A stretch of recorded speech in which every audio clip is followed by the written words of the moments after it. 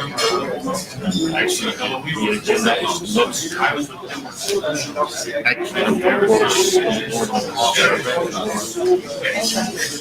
Well, excellent. We can give real-time updates. Yes.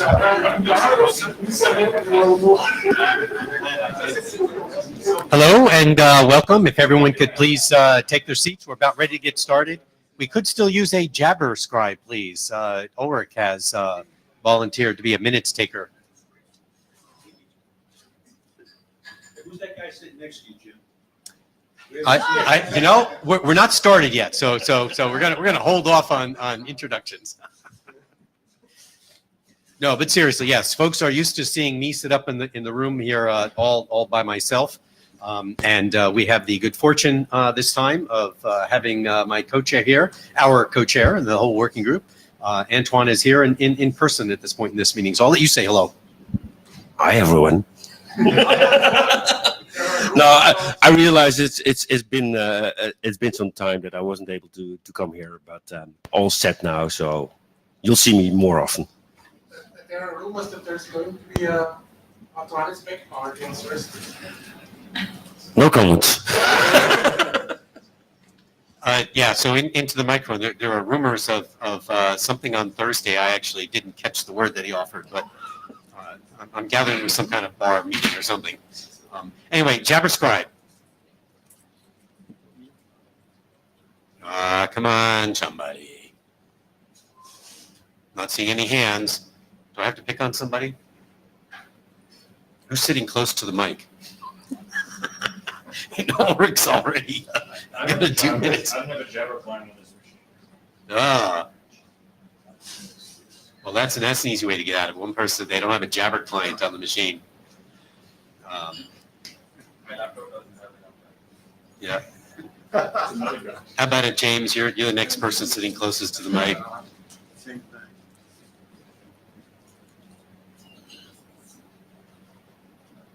No friendly faces.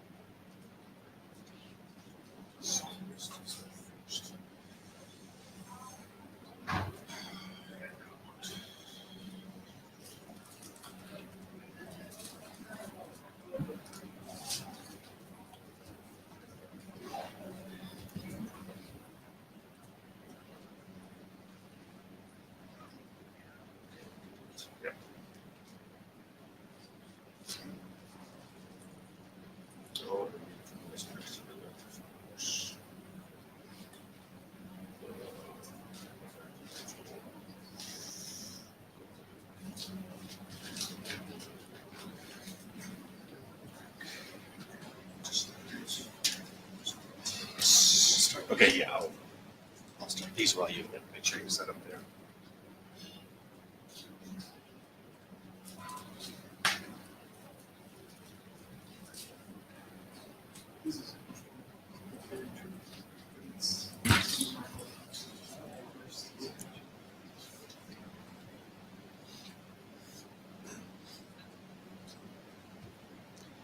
That's a chat in the it goes through the channels. Okay.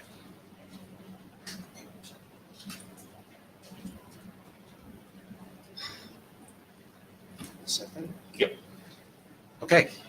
Since we're lucky enough to have two of us here this time, this is great. So Antoine's gonna do Jabber Scribe from up here. Sorry, it just took us a minute to make sure we could get all that set up and make all that work. This is the Registration Protocols Extensions Working Group. We have one meeting this week. We got a 2-hour time slot, and we actually have quite a number of things to go through here. I suspect we'll fill up our time slot, and that's a good thing. Good that we're making progress. This is the standard note well. If you haven't read this before, please do. I'm assuming that everyone knows it, but it certainly does need to be at the start of every meeting. Please be well behaved, and anything you say can and will be used against you in the IETF. If you have any questions, feel free to ask your favorite working group chair or other longtime attendee. For our agenda, we're already into our welcome and introductions.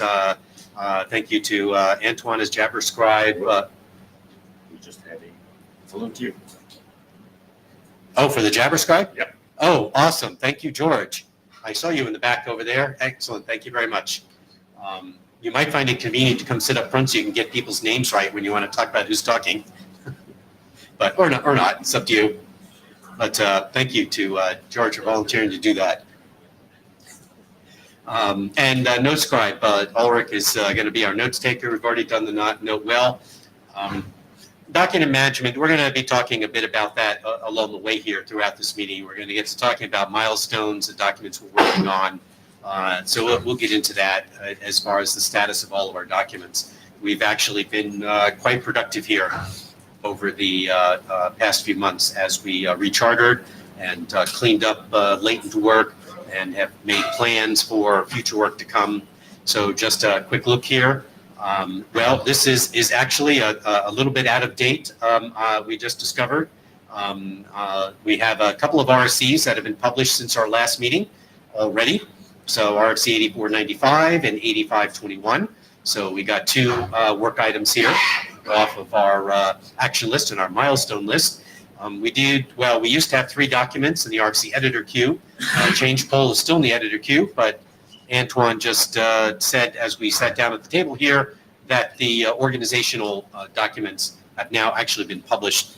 Do you happen to know offhand the RFC numbers? Yep, real-time update. It's okay. And anyway, those have been out the door and they're published. 4783. No, that can't be right. No. Anyway, we can all look it up and we'll have it on the list. And of course, if you look under the documents for the working group on the data tracker, you'll get to see the RFC numbers anyway. 8543. 8543, and I'm guessing 8544 then, or something like that. Yes, and 8544. Okay, we had submitted for publication the fee extension document, which was a long time coming. We had actually started this document quite some time ago, and it kind of fell into a little bit of standby mode. But then we picked it up and moved it along quite smartly. So that's currently submitted for publication. And we also have the bundling or strict bundling registration document to be submitted as an informational document. We had at one time spun that off in an attempt to see if it could be its own working group. And since there was no general solution to this space, but it was okay with the IETF and the ISG in particular to pull this back and just make it an informational document so that it could be a documented specification for how the folks really wanted to get this particular feature done. So all of that is the good news as far as that's concerned. One last little bit here is we do have one latent milestone on our existing milestone list. And James, do you want to say anything about this? I guess I'll let you speak about this particular document. Should I go here? Or? Yes. Yeah, it's Jim Gould. After we did the poll for the regex group, it was pretty obvious that this particular extension didn't have much support. I mean, it got my support, it got Scott Hollenbeck's support, and that was it. So in essence, that pretty much showed that there was lack of interest in this particular document. There's lots of items on our queue. So my recommendation is to withdraw this document from the working group. That's it. And we did set aside a few minutes for discussion, but I'm guessing, as James said, since moving it forward didn't seem to get a whole lot of traction, not clear we're going to get a whole lot of objections to withdrawing it. And that does align with our goals here about future work. We have a set of things we want to work on. And so we'll go through the administrative task of deleting the milestone so that it's off the list, and that opens up that slot so that we actually have our 5 milestones. Okay. Okay, so that's that one. Let me pause here at this point and just see if there's anybody has any questions or comments about existing document status and where we are before we move on to new stuff. And please go ahead. Yeah, I just say And you Goshabat are- Grover, Center for Internet and Society. Goshabat Grover, Center for Internet and Society. Yeah. Thanks, I guess. I mean, the draft is withdrawn. I just say I don't think there was a lack of review. There was a lot of discussion on the list. So just, I don't think that was the cause of withdrawal, right? I mean, I don't know where the statement came from. Yeah, this is Jim Gould. Yeah, there was plenty of review, but it was clear to get it to the finish line that we needed more interest in the working group to do that. So that's pretty much answers. Okay, fair enough. Yeah, thank you for that clarification. You're right. There was some amount of discussion on the list about, some issues, but there didn't seem to be traction in terms of an implementation and need for it from registries and registrars more broadly. So that's really the particular detail to put in there. So thank you for that. Okay, newly adopted documents. As you will recall, we're actually on slide 11 for folks who are looking at this remotely and maybe just listening now, the new documents, work items.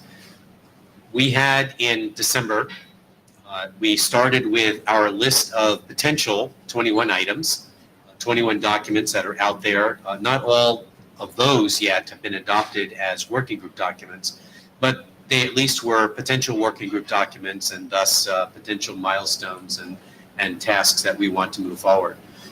And we ran a little poll just to get a sense, to use that as a way to get a sense of the working group and what we're interested in working on and what would be a priority for the working group. And 5 documents, popped up and stood up as the tasks that we want to address. So what we have arranged is for a bit of a presentation and some discussion on each of these documents so that we can bring all the members of the working group up to speed, get some initial reactions, and have some discussion about that. And then our next big agenda item here will be to get into talking about milestones and what to do with the discussion that we have here. So the purpose of these set of presentations and discussions is just to give everyone a sense of the documents and a sense of the issues. We asked each of the authors to bring to the group here what they see as open questions or issues that we need to be talking about here. So this is not about teaching you about these documents. Everyone hopefully has read them and is up to speed. This is focusing on what are the issues that we do need to focus on and have some discussions about. So we'll go through these in order that they are here. And the first one is the federated authentication for RDAP. And is Scott here? Oh, there he is. He's sitting there. Wow. Hard to believe, Scott, you were hiding behind Watson. How is that possible? I slouch a bit. Yeah. Let me, and you want to run your own slides? You can. Or you can say next slide and I will click for you. But there you Okay. go. All right, I think I can operate a clicker as well as anybody. Okay, now, so one of the interesting things about this document is it's not exactly a new draft. It's existed since 2015 in individual submission form. I literally started working on this document at about the time that we stopped working on the core RDAP security services draft. We didn't touch on this topic in there, mostly because, remember, we were all getting kind of tired of working on the core specs. Basic and digest forms of authentication seemed like they were good enough for the core spec. Anyway, we didn't have a good clear answer at the time either. So it was like, okay, fine, we declare victory, we move on, and I started working on this afterwards. So next. So I know Jim said not a lot of presentation, but I do have a slide or two of introductory material. So if you haven't reviewed the document lately, I would ask you please take a peek. It is about federated authentication, and here by federation I mean we're talking about a system in which there are multiple parties collaborating to provide this particular function. Unlike digest or basic authentication, where you're kind of dealing with a password exchange between a client and a server, this model has more actors involved, right? And there are certain benefits to that type of an interaction, certain drawbacks. It adds a little bit of complexity. But for the operating environment in which we are seeing RDAP being used, it seems to provide some very interesting properties that allow it to scale. Okay? The approach is based on two standards-based technologies, OAuth 2.0, which is work happening right here in the IETF. In fact, I think the OAuth working group is meeting twice this week, once in the session after this one. But also OpenID Connect. Now, if you're not familiar with OpenID Connect, it's not IETF work. It's an industry consortium, right? But the specifications are published. They're freely available. I think the participation in the actual group, though, is kind of pay-per-view. As an industry consortium, you have to become a member in order to participate. So keep that in mind. The technique described in the document leverages a concept of identity providers.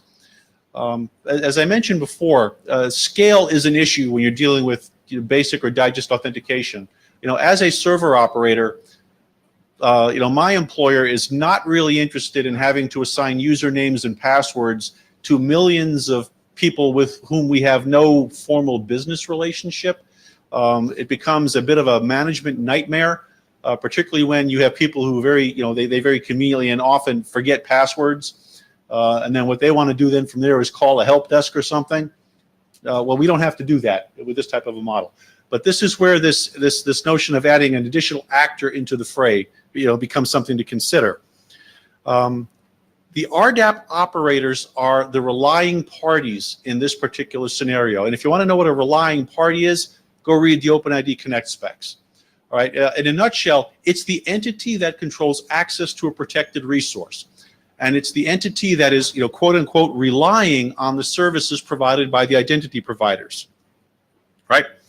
And it uses identity and authentication information that comes from these identity providers in order to make authorization and access control decisions for the requestors, right? So the server operator doesn't need to know passwords, right? Doesn't need to know a whole lot about what the person's asking for. There's some trust in the information received from the identity provider, right? But the ultimate decision about, hey, okay, now I've got all this information about the requestor. I have everything I need to know to make an access control decision, right? That's one of the features that we get with this particular model. All right. Now, as I said, this isn't new. And the fact that it's been around for a few years means we actually do have some existing implementations. There are a couple of servers that VeriSign has operated over the course of 3 years, most recently in support of ICANN's GTLD pilot program. But prior to that, we had been doing some experimentation with a couple of CCTLDs that we manage. We did what we call a thin experiment with .cc and .tv. And for those of you who aren't familiar with the technology, we're talking thin registry versus thick registry. A thin registry is one in which the contact information is not maintained at the registry. It's maintained with the sponsoring registrar for a particular domain. In a thick registry, the registry is a repository in which you can find, the registrars push the contact information, and so it exists in two places. CC and TV are both thin registries, right? We also stood up a server to implement what we described as a virtual thick implementation. Now, one of the nice features about RDAP being a web service is that when you send a query to some service endpoint, that endpoint doesn't necessarily have to be the place in which all of the data lives. And in a model where you have data distributed among registries and registrars, if you have some type of a proxy in the front end there, when it gets a query, it can simulate a thick registry by pulling the information that it needs from the registry and the contact information that it needs from a registrar, returning a complete response to the client in a way that the client doesn't know that it's dealing with a thin registry. Right? So we demonstrated that concept here. And then as part of ICANN's GTLD pilot program, we actually implemented a thick experiment with the .career top-level domain We also did it with CommonNet, but CommonNet are still thin. So this particular program demonstrated both thick registries and thin registries. We've integrated support for a couple of identity providers that are implementing the concepts in the draft. One was developed by Viagini. Where's Marc Blanchet? I saw him here. He was here. There he is back there. I know Mark did some contract work. I think ICANN actually threw a little bit of money his way to stand up as an identity provider. We integrated support for that into our pilot implementation. Works just great. VeriSign Labs also implemented an identity provider. But as it turns out, because this is standards-based, you can also use standard OAuth, OpenID Connect identity providers provided by companies like Microsoft, Yahoo, and Google. Now, unfortunately, they aren't doing the stuff in the draft. So when you look at things like specialized claims, and I'm talking claims in the OAuth sense here, think of them as identity attributes. The things that are necessary for a server operator to know if they're dealing with a quote-unquote authorized client. Well, Google, Microsoft, Yahoo, they know nothing about RDAP, right? So the identities that they manage will return information like email addresses, full names, addresses, ages, whatnot. Interesting, not necessarily helpful in an RDAP context, all right? But because it's standards-based, works out of the box. All we had to do is configure some service endpoints, and you can use, you can sign in with your Gmail identifier if you want. All right, having said all that though, over the course of time, we found that there are still some things that I'm going to need a little bit of help on in terms of understanding if this approach actually works in our operating environments. The number one bullet point here that is going to drag this out for a while is ongoing policy development work, particularly in an ICANN context, right? So right now, the document describes a proposal for a set of claims. And again, claims, think of them as like identity attributes. Things that would be necessary for a relying party to make an access control decision based on a query. And so these are things like the purpose of the query, the role of the requestor. In the future, it could be like the legal jurisdiction from which the query is coming. I don't have a good sense yet of whether or not the set of claims that are proposed in the document is complete. Actually, I take that back. I have a very good sense that it's probably not complete and probably not completely accurate, right? And that's because the ICANN policy folks, who are kind of chewing on this subject, haven't gotten to this particular tripping point yet. But it's something they're going to be dealing with in, I don't know, I want to say relatively short order. Let's just call it soon. Soon is relative in an ICANN context. That could mean months, it could be years, I don't know. But when you look at this part of the document, just know that the claims stuff in particular is definitely still a work in progress. There's also been a bit of a question in my mind about how we deal with non-browser clients. The OpenID Connect and OAuth stuff, if you go, sit in the session upstairs, wherever they're going to be, you will get a very strong sense that they are very browser-centric. They think of clients as having easy access to a web browser. And for their part of the world, that works. For RDAP, not so much. Remember, we come from an operating environment in which people are used to using things like command line clients for whois queries. Or imagine that you're developing some type of a custom client. I know Andy Newton's got a client, that he's developing. It's not a browser. And so when you have a flow, like an OAuth flow, that expects there to be a browser there so that you can put information in front of a human and collect information from them, it doesn't always work quite like you would expect. And so right now, the document describes something called the OAuth device flow. And again, if you're familiar with what's going on with the OAuth working group, they've got this. They're not actually calling it the device flow anymore. The device authorization flow. Anyway, it just popped out as an RFC very recently, and they changed the name in the process.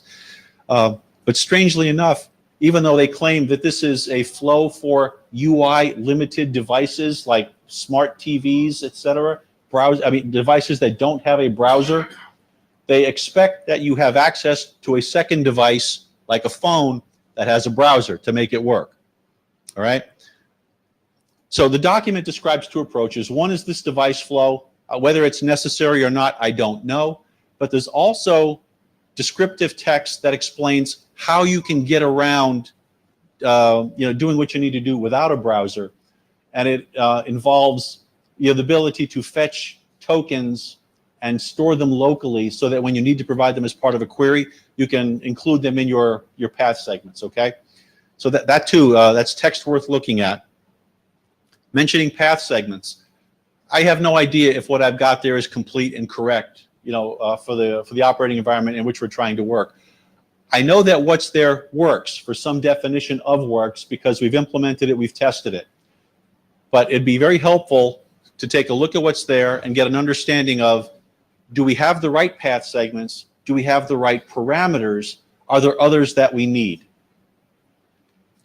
Okay, next bullet point, this the custom claims. Right now, again, the document describes the encoding of these claims in tokens and then being shared, from client to server, by hex encoding the things and stuffing them into the path segment as a query parameter.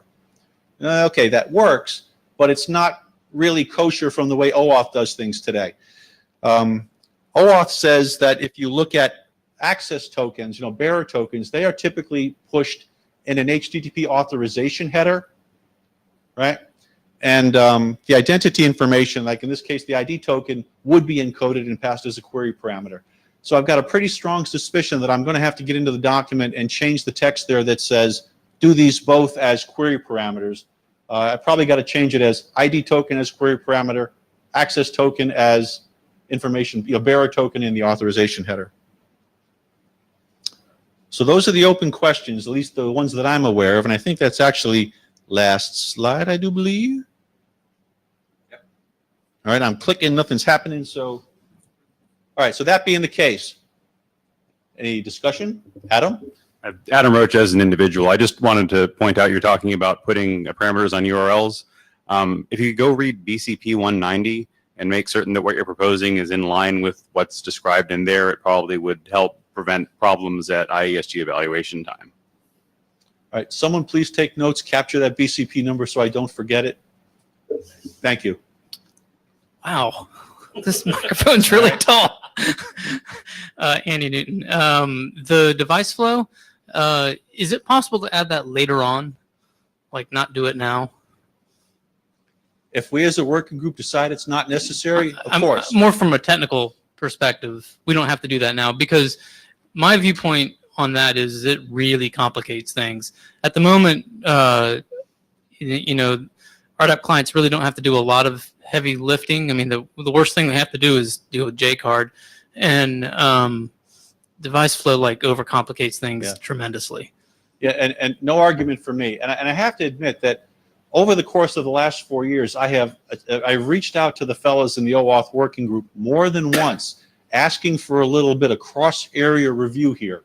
It's like, guys, please make sure that what I'm doing is kosher, because at some point, like to Adam's point, when this goes up for IETF last call or IESG evaluation, one of the worst things that can happen is someone who knows what they're doing looks at this and says, what are you smoking, Hollenbeck? Right? I was like, nothing in particular. I've asked for help before and I've never gotten it. So I'd rather get those surprises early in the process rather than late. But so that's why the device flow is in there right now, because when I went back and talked to those guys, I think I actually cornered them at the Berlin meeting, which was a couple of summers ago, if you're, again, thinking about how long this has been. And they said, well, we're working on this solution that doesn't require access, to a browser for these UI constrained things. Well, the device flow is what they came up with. And so I thought, okay, in the interest of trying to head off that cross-area review question, it's in there for now. But I think we could make a case that it doesn't need to be there because it doesn't work in our particular environment. So thanks, Andy.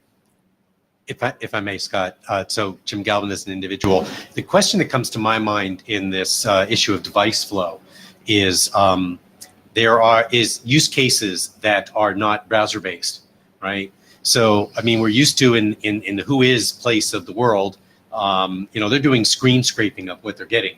But I'm thinking, RDAP, falls more into a category of being an API, if you will. And you think of it in those senses, there'll be other kinds of clients. And we know in the ICANN space, there will be other kinds of clients, reputation providers. So I worry about that interaction. And that's the question that comes up in my mind when you bring up device flow. And I'm thinking, well, I want to think more about that and look at this again in more detail. But that, I think, is an issue that we probably have to deal with, even if we don't call it devices. Right. And for what it's worth, if it's helpful, I actually have an implementation of the device flow that people can play with. And so it's easy to look at the text and say, I really don't quite grok this. If you want to see what it's really like, put your hands on it, touch it, and get a feel for it, just let me know. Send me a mail note afterwards. I can point you to some code that my engineering team developed that implements it. Yeah, so this is Andy Newton again. I want to talk about the non-browser clients. Being an author of a non-browser client, one of the things I've been thinking about is how authentication would work. And it's probably going to be in a configuration file somewhere. So, the device flow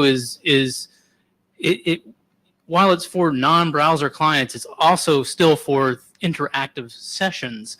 And so a lot of the things we're talking about are not interactive at all. It's automation, or in the case of my client, it's not. It is interactive, but it works differently than what you would see with like a smart TV or something like that.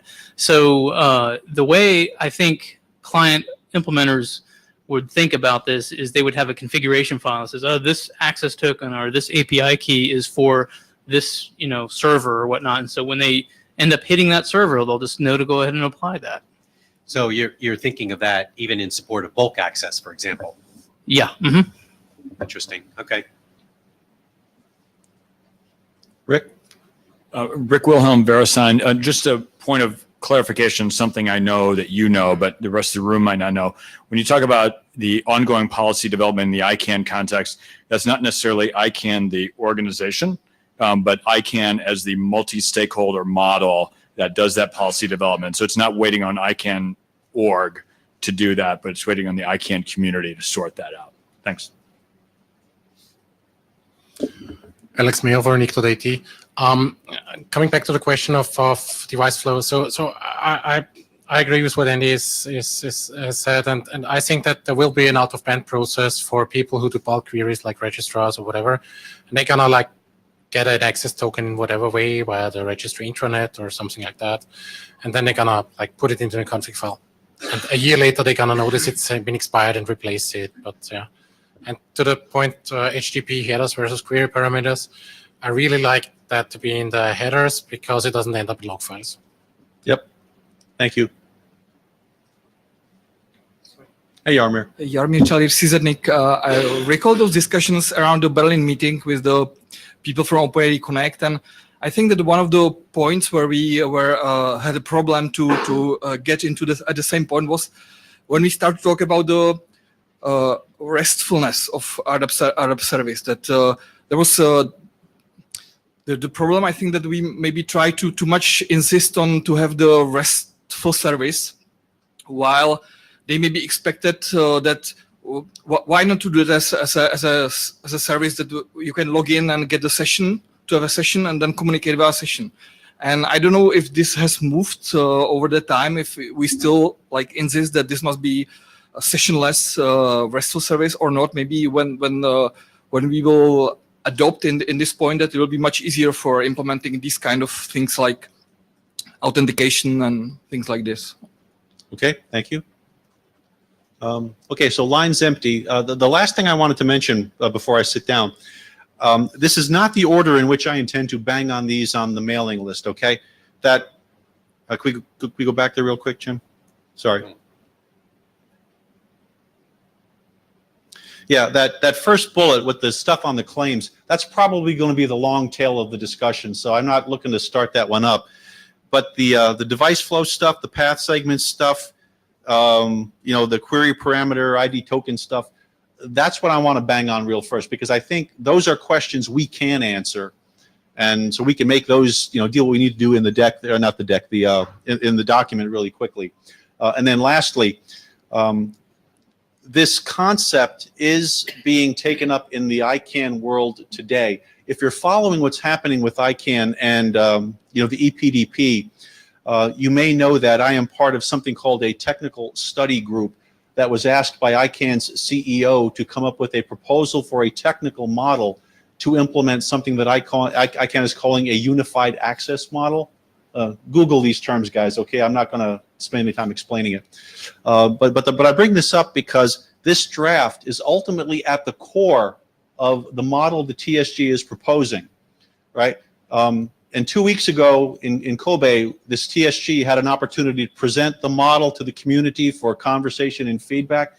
And in some ways, I think the good news is the technical parts of our proposal have so far survived first contact with the enemy, right?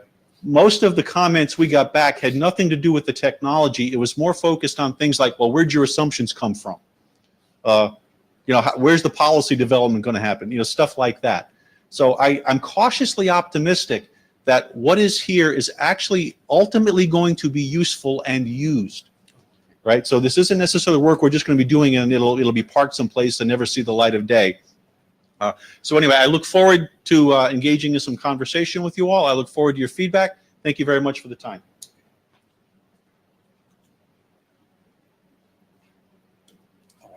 Okay. Mario is up next. And the next three presentations are actually Mario's. So we'll just let you walk through your slides here. You have to stand on the pink X. And if you want to work your own slides, there you go. Okay. Just give me a moment to get that into the right size. There you are. Hello, everybody. This presentation is about three drafts, namely sorting and paging, partial response, and reverse search.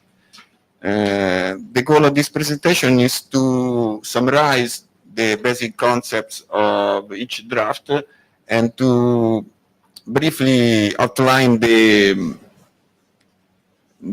point of discussions.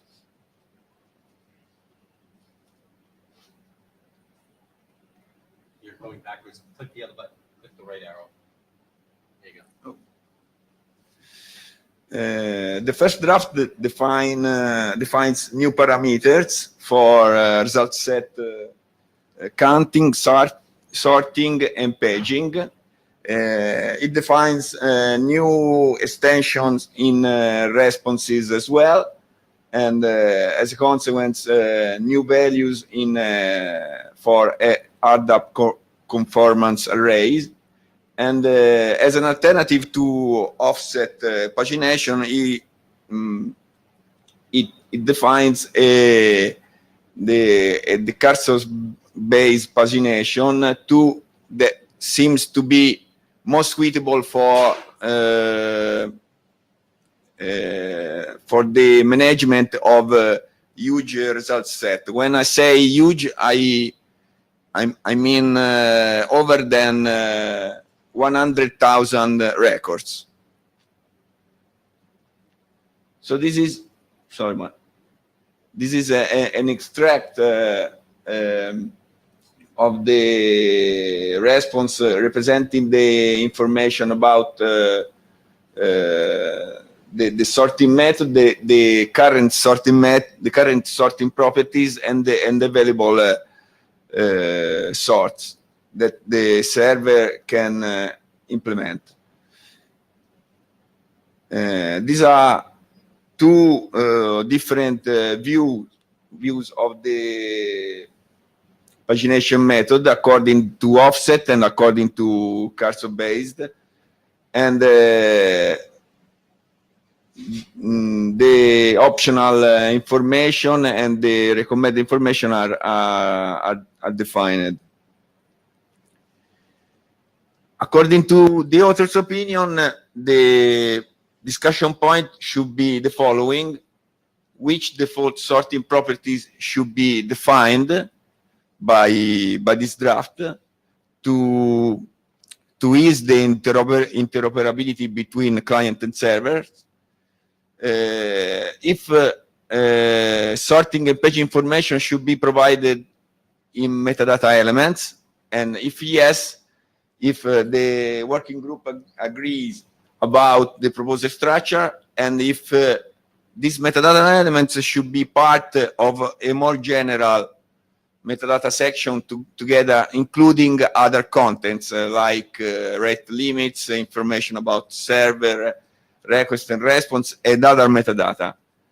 And which pagination method should be defined? Only one or both? I must say that the current implementation of .it public RDAP test server implement both the methods according to the presence of sort information in sorting of the sort query parameters. So I think that my personal opinion is that both the methods can coexist, and we should let other operators to propose their own pagination method according to the user access level, the query itself. So before. Let's do the documents one at a time. If you want to go back to your, Yeah. just go back one slide. And do we have any questions or discussions on this document?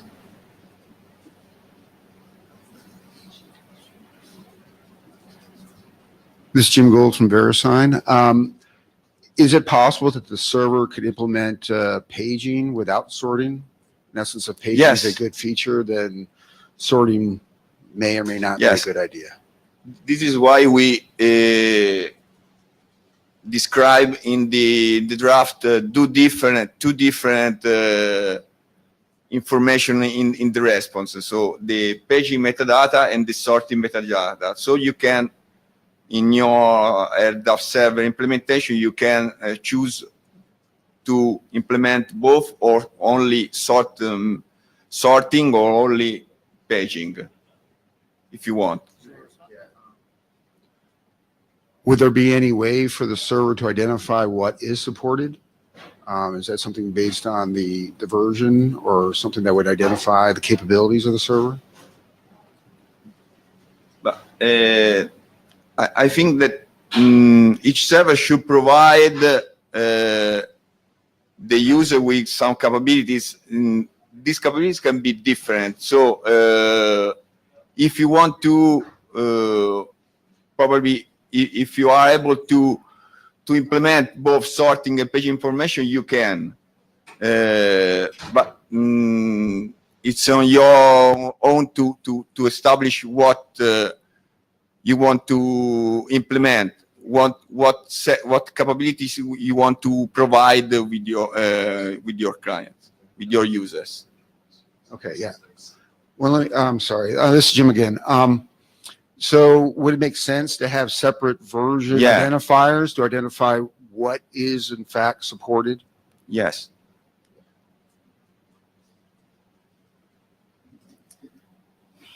Not going to get used to this. Andy Newton.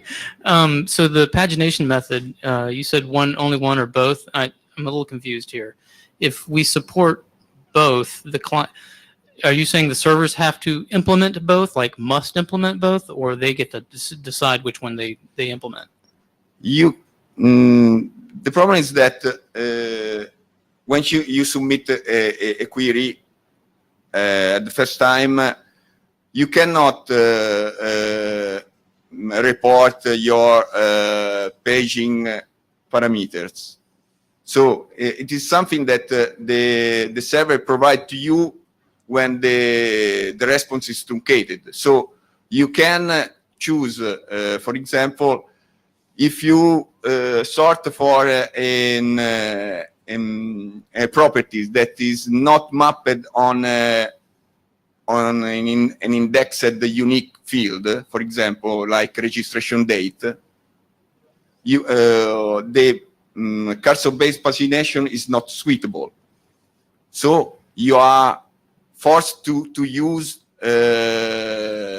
offset-based pagination. Instead, if the user don't submit a sort information, a sort parameter, you can use your own index, your own primary key to implement the cursor-based pagination. Okay, so I just want to understand. The interaction model is the client submits the query, and if it can't be satisfied, it gets back an answer and knows then to resubmit it in some form that can be satisfied. That's correct? Yeah. Okay. I don't really have a problem with that, but it sounds like we might want to get into a discussion about how servers can say what their capabilities are. Because you wouldn't want an interaction where you're just going back and forth trying to figure something out and just never reaching a result. Yes. And I don't know if that's right for this, but that may be something we want to discuss. The information provided by cursor-based pagination and offset-based pagination are the same, quite the same. So you had to scroll the page just clicking or just to acting on the next page link. That is the same in both pagination methods. So I think that the server is free to decide according to the submitted query which pagination method is better. Okay? But if you So one last comment here. We'll let you, Jim, get Yes. the last word here. We kind of have to move on to the next document. But Yeah, that's Jim Gould again. Yeah, actually, this is very similar to the registry mapping on the EPP side. In essence, as we have drafts that have multiple options and can be up to server policy of what functions to support, it may make sense to create a query for server capabilities that allow for the server to tell the client what it can do. Yeah. Honestly, I cannot. Not here, though. I cannot decide which is the best method because both two methods has pros and cons. So my opinion is that let the ad app operators to implement their own methods according to their skills, according to their information, according to how the information is represented in their own databases. So I think that anyway, it is a question that I submit to the working group to have a feedback, because I can find, as I said before, I can find the pros and cons of each method, of both the methods. So, and these pros and cons should be evaluated. Maybe. so, Mario, no, I mean, we do need to move on. Rick, are you 2 seconds, very quick. Rick Wilhelm, VeriSign. One thing that I would offer, we're talking about differentiated capabilities per server, and how do you interrogate that? The one thing I also, some of these servers will operate under contractual SLAs, and so they might have response time requirements that they needed to hit, and so therefore is there a mechanism to adjust the capabilities dynamically to say that, look, right now I'm really busy, and so I'm not going to do sorting and paging. I'm just going to give you your answer and that sort of thing. So I think the point that I want to capture in this is you have your last question about which pagination method. I think there are some sub-questions here, right? One sub-question is the interaction between the client and the server and whether they know what you're doing and how they know. And Rick is bringing up the additional subsection of what happens if that changes during the operation.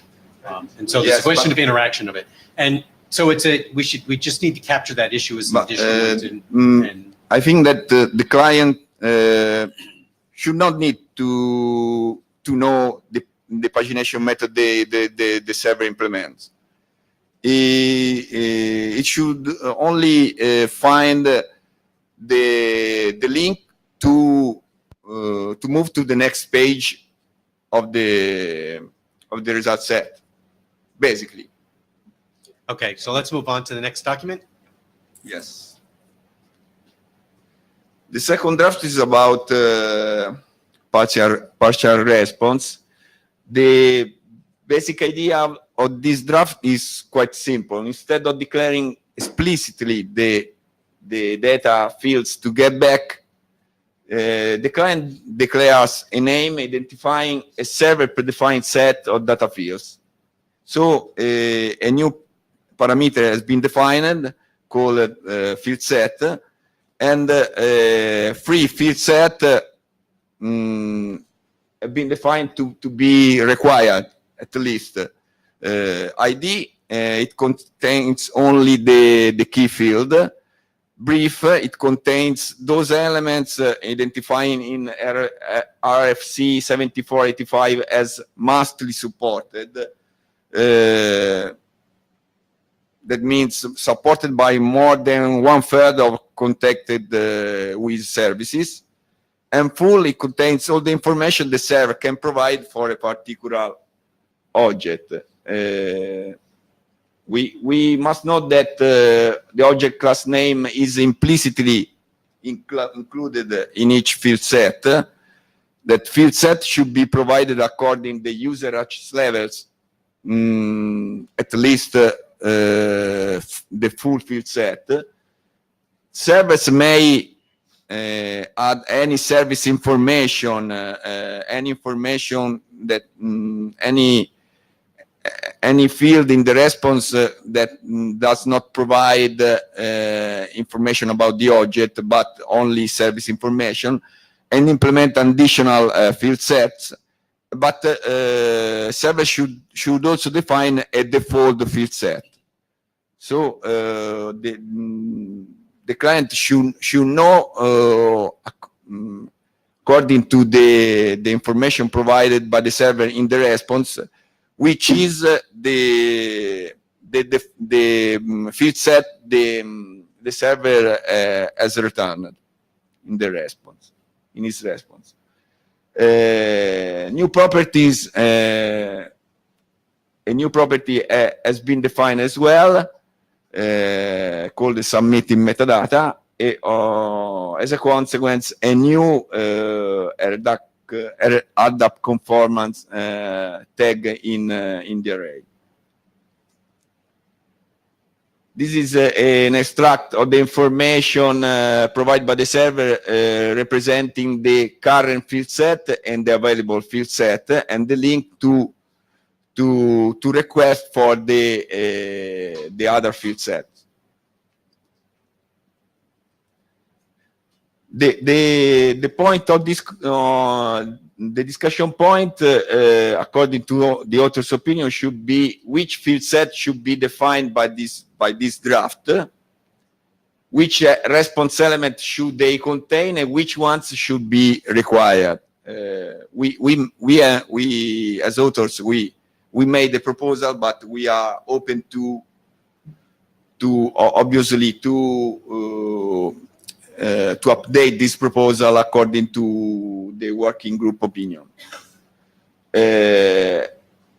Since relationships exist in RDAP, should we define variants according to whether associated objects are returned or not? Because we can have, according to the fact that we return the associated object or not, a range of different solutions. So we can have, for example, a brief response which does not return any information about the associated objects, or we can have a brief information returning the information about associated object in ID format, and so on. Should the available field set be provided in metadata element? And if yes, if the working group agrees about the proposed structure, and if this metadata element should be included in a more general metadata section.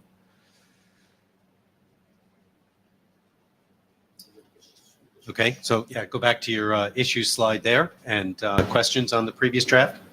Just go back one slide. Yeah. Yes. It's Jim Gold from VeriSign.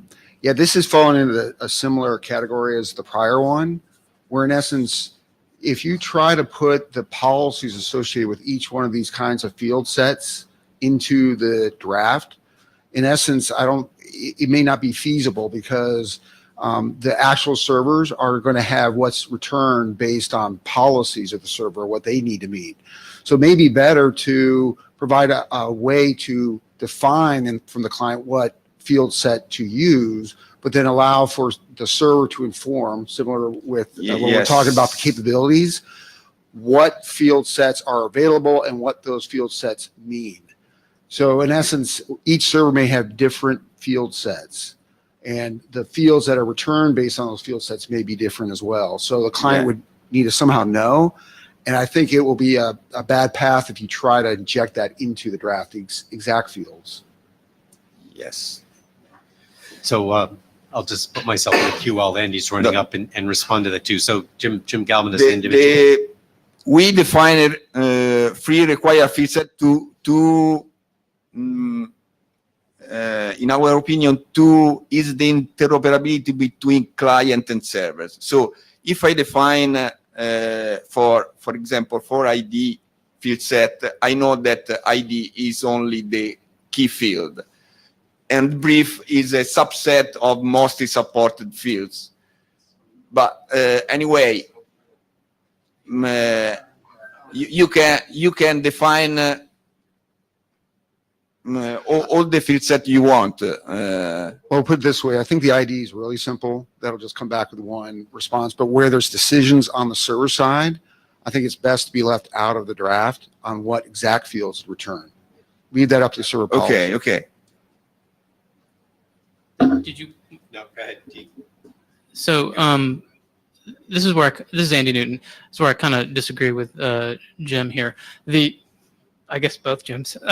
So I think if it's kind of understood what the expectation is in a draft or something like that, or an IANA registry, then that's good enough for the client.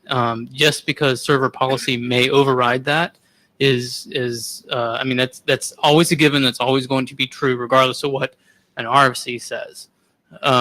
So if server policy says you can't show, phone numbers or whatnot, and the field set includes phone numbers, it's just not gonna happen. But I think the thing is, as long as the client knows what is normally expected, as long as that's a standard somewhere, I think that's good enough.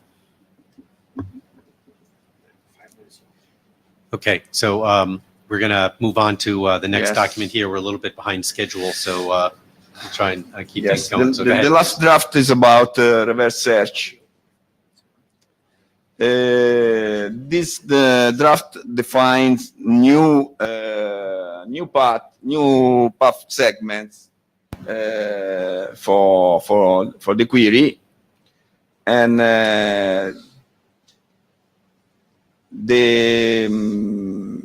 each segment, new path segments use a reverse search pattern. And the reverse search pattern is a JSON object, including two members, a value and a role. A role is a string whose possible values are those details in section 10.2.4 of RFC 7483. I mean, reseller, registrant, technical register, and so on. And the value represent the search pattern to be matched by the corresponding entity property. It can be for the first three paths a string, and for the fourth path a JSON object, because the address is an object itself. These are some examples of the new path segments. And the points to be discussed according to author opinion are basically the following. Which default reverse search should be defined by this draft? Should we opt for a unique path which allows the reverse search on an entity, on any entity detail.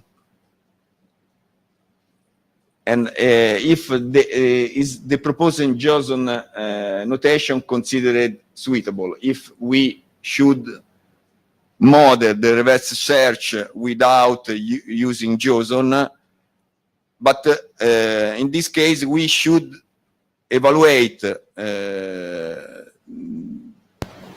the reverse search query given the possibility to submit complex queries in the future, like the ones shown in the following. The last is a non-technical issue.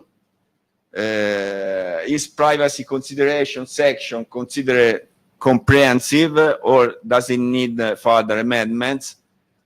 In our opinion, we think that the privacy consideration section is quite complete. So we don't need to add anything else to that section.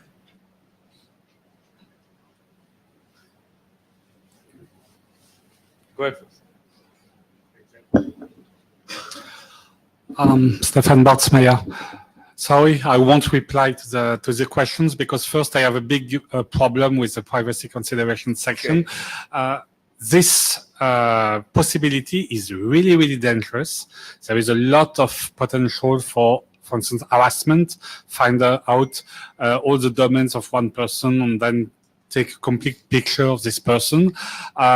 Today, the privacy consideration is just remember that you have to follow the law and follow the relevant law, etc.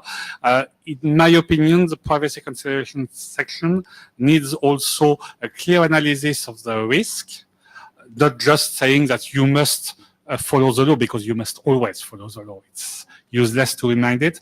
And a clear analysis of the risk, and also an explanation of what should be the default policy. I think there is some sentence saying that it must not be enabled by default the public access, but it could be even more restricted than that. So, and before someone asks, yes, I volunteer to propose text. Yes, we reported in the privacy consideration section what should be hopefully the scenarios for the application of these drafts. So we know that there are some potential risks in the implementation of these capabilities, but we know also that there are some rules outside the scope of RDAP and APP, outside the scope of technical or technical definition that we don't want to deal with. So we know that there are as well a lot of roles, users supported by lawful basis. I mean, registrars that can search their own domains, not the domains sponsored by other registrars. For example, an authority searching for domains or entities. These rules are supported by lawful basis according to GDPR. So they can submit their queries and they can obviously have responses compliant to their lawful basis. Okay, so we don't want to define something that is against the rules of each country. Okay, we don't want to. for example, we in Italy, we have strict rules about privacy. Okay, so when we basically when we thought to these capabilities, we thought to the registrar possibilities to query their own domains, not the domains sponsored by the other. Okay, they are supported by the lawful basis of contract, because the registrant has a contract with the registrar. So the registrar has already has the information about the its own registrant or its own technical contacts and so on. But sometimes it happens that we have to answer some queries coming from the registrant. I want to know what are the domains associated to this registrant. So we give this answer outside the scope of EPP, outside the scope of ADAP. So, for example, So Mario, since you said, for example, I'm sorry. I mean, we are running now actually late here. So maybe if we can just run through the queue and get all the comments in, we'll give you a chance to give one last reply to everything, and then we'll move on. Stepan, do you want to give a response, or you can, and then we'll just run through the rest, and then you can reply to everyone at once. No? Okay. Thanks.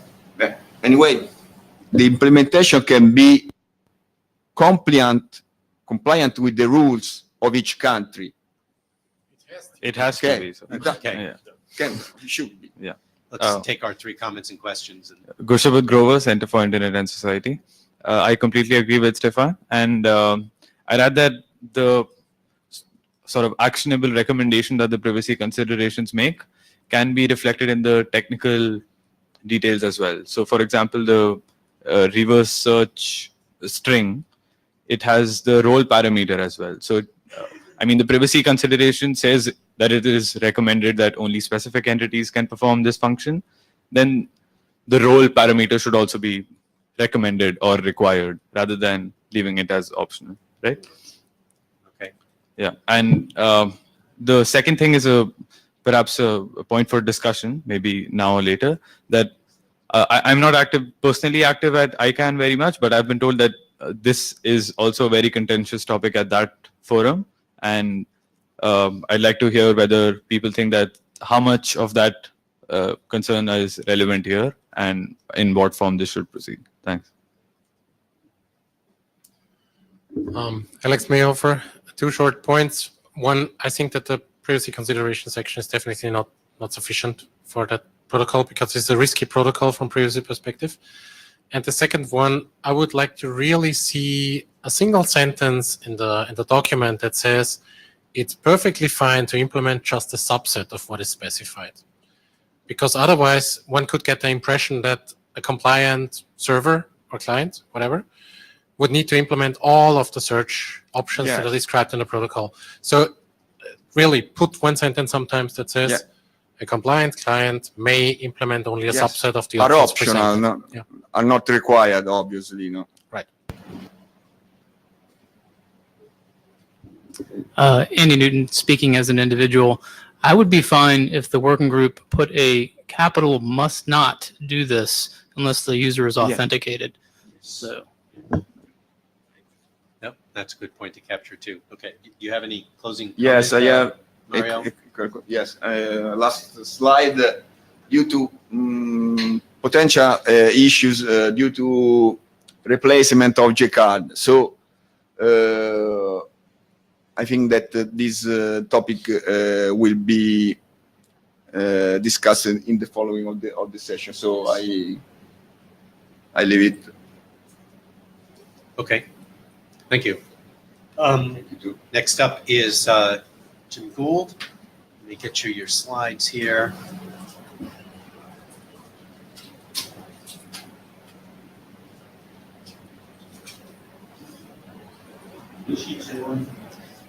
And Jim, go ahead. And again, you have a lot of slides here with some background information. You can. I'm gonna, in lieu of time, I'm gonna jump through this.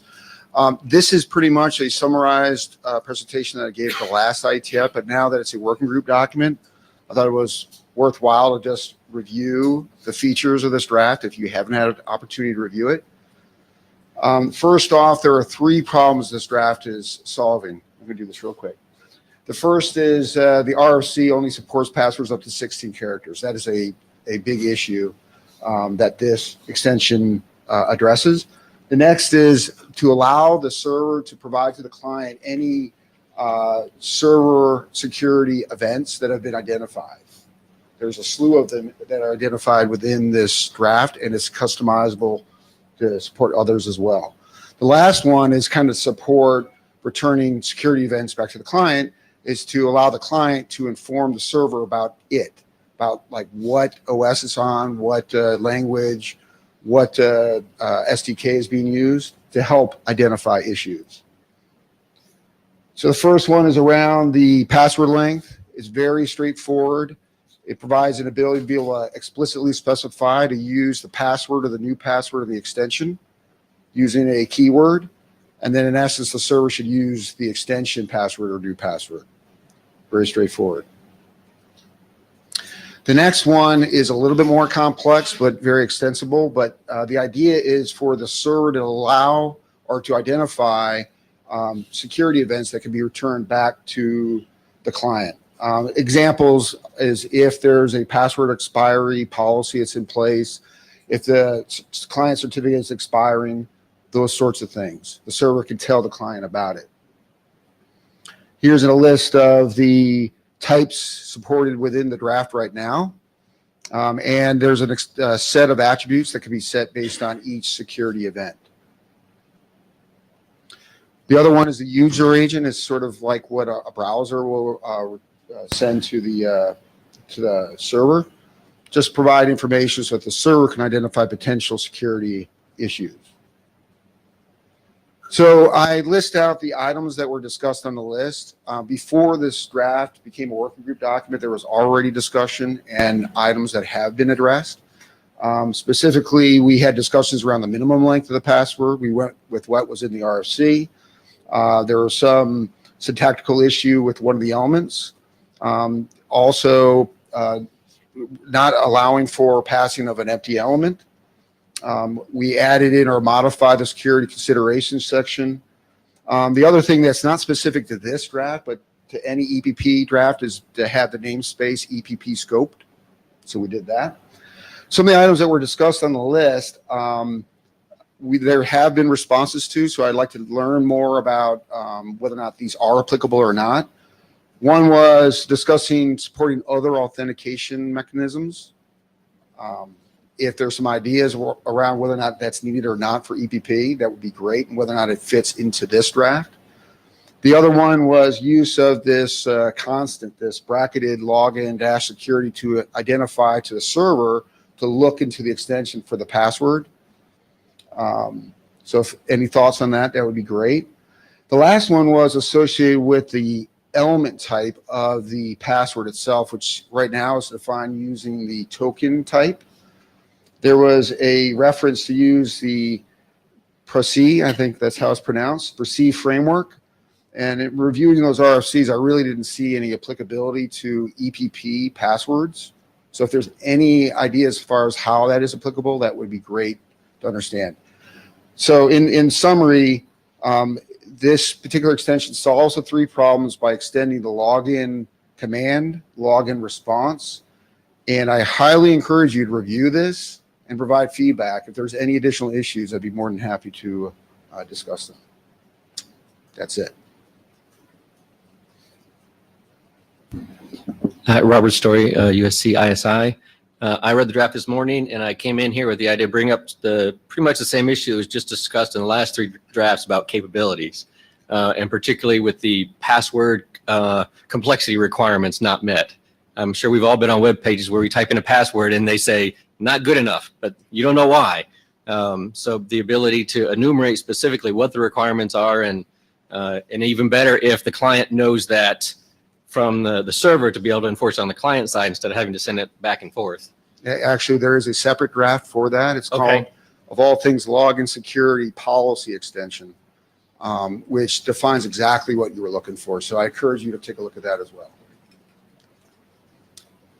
Hello, this is Martin Casanova from Switch. I have a question about the agent field. This is, I think, free text in the draft. Which field? The agent. Oh, agent, yes, yes. Where actually the client can put which OS and which technology, for example, Java, he's using.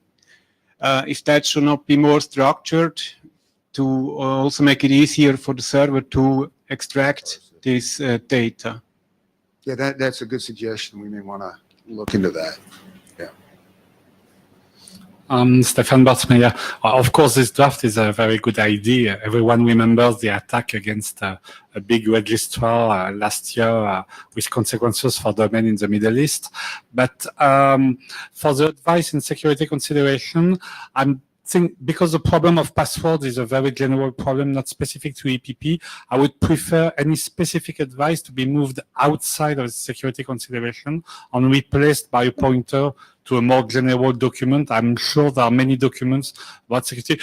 One current advice in security consideration, for instance, is that you must not reduce the length of a password, which doesn't seem right, because if you have a very simple password of 16 characters, replacing it by a password of 15 characters, but with better entropy is a good thing. So instead of redoing the work of password strength analysis, I think we should just point to a good resource. Okay, if you have any suggestions, I would appreciate it. That's a good question. I'll start Googling it now and figure it out, but that would be great. Okay, so that's good. Thank you very much, Jim, and Mario and Scott for all of these slides here. That brings us to, we're just 5 minutes kind of behind schedule here. Maybe we can pull ourselves up here as we get into this next big discussion. So let's talk about milestone review. So Antoine and I have been talking about this a lot over the last couple of months. As folks know, we did a poll back in December for folks who were active back then, and we had 21 documents on the list, and so we did a poll to get people's idea of what they thought they preferred in terms of what we wanted to work on in the working group. And something interesting happened in that space, and that is that there was some clear, dominance on the RDAP side, as opposed to the registry and registrar option side, in terms of work to work on. There was quite a split in documents. I mean, there's probably half the documents were for RDAP, and half the documents that were there were really for registry registrar interactions, sort of on the EPP side. And it was interesting that we ended up with so many documents really being RDAP focused as sort of the priority to work on. And we've been struggling with that. I can tell you that in the background, we have had multiple discussions with a few different people about the fact that all of those registry documents then just kind of get put on the back burner, and what happens, and why are they sitting there, and how are we ever going to get to them if we're not going to do them? So all of this kind of came together last night. The first bullet up there says proposal before the meeting. Because if you were actually reading the agenda before the meeting, we had said in the agenda, the comment in there was that we would put something up to the working group, a week ago, give you a week to sort of look at something in detail about what we could do here. But frankly, we were kind of struggling with what the right way was to approach all of this, and how to deal with the fact that we really do have two work streams. I mean, if you look at our charter as a working group, we have two streams of activity that we in theory are, allowed to deal with and should be dealing with. And so, the question became how to accommodate both streams and how to deal with that with both groups of people and both sets of sensitivities. And it was only last night, honestly, that we got a suggestion from an area director.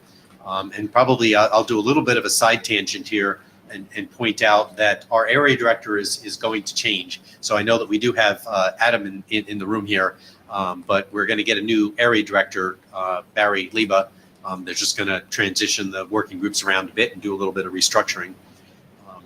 But they'd gotten an idea about how to deal with this, and he simply had suggested to us that we just have to face the fact that we have two streams here, and it is okay, and in fact a good thing for us to deal with both equally and give both a chance to move forward. In some sense, there's a little bit of overlap in people that are interested in both streams, but there's a set of people interested in one and a set of people interested in the other. So it's possible from a working group point of view, as long as there are people who want to progress the work, to let both sets of work move forward.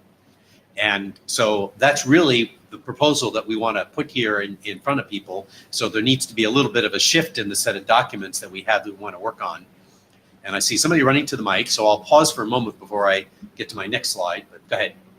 George Michelson, APNIC. I have an enormously strong interest in the progression of the RDAP standards, and that does not mean I think the other standards are not important. I think the other standards are vital because they are the basis of business-to-business work that is exceptionally important for the correct operation of an industrial space. It's business, and it has to be properly standardized and it has to be understood. So I'm not trying to say that stuff doesn't matter, but I do feel an incredibly strong focus in my own heart to RDAP. And the document bombing is a reflection of a wider interest emerging from ICANN community that is essentially, we have to get out of WHOIS. And that problem has been a 15 to 20 year problem, and it's reached critical mass. They were in denial. They refused to actually say the answer is RDAP. And this year, they basically said the answer is RDAP, which means eyeballs are on RDAP. Now, if this working group is going to say consciously, we have two streams, I feel we're heading to where DNSOP and V6OP is, which is we need two meetings. Because if you are proposing to conduct two strands of activity in a single time slot, we have already seen from the depth of discussion, it's not going to work. There's too much work for one time slot. You need two. Okay, thank you. Rick? Thanks. Rick Wilhelm, VeriSign. Good comments from George there.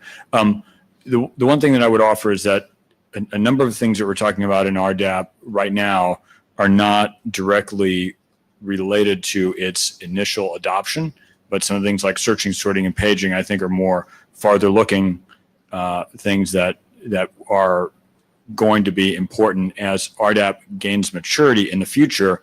Right now, the community has a challenge in just the initial turn up of RDAP and the initial implementations of this, where the standards that were written a while ago are going to be seeing some of their greatest uptake and increase in implementation that they've seen. And so I think that some of what we're doing in the RDAP is more tactically important. I think others of stuff right now is longer term. Okay, thanks. Before we go too far down this path, let me respond a little bit to the two comments that have been made.